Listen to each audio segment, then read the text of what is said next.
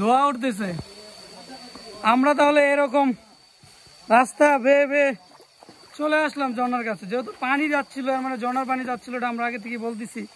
তো এখন অনেক পাথর, এই পাথর অতিক্রম করে আমরা ওই যে ঝর্ণার কাছে চলে গেলাম।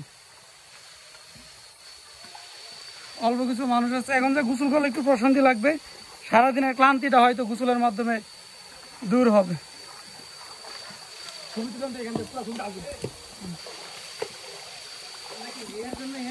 ঝর্ণার পাশে তো ধোয়া কিসের রে ভাই?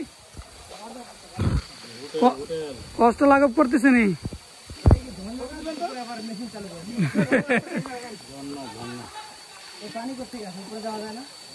তুলছি ছবি ওঠানো হয়ে গেছে।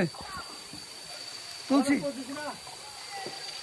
ভিডিওর মধ্যে ছবি ক্লিক দিয়ে দিচ্ছি, কোনো সমস্যা নাই। আমরা ঝর্ণায় কাছে চলে আসছি। ওকে, এই ছিল আমাদের রাস্তা।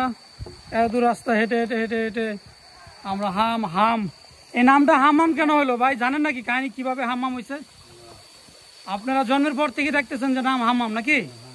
হাম ঝর্ণা, হাম ঝর্ণা।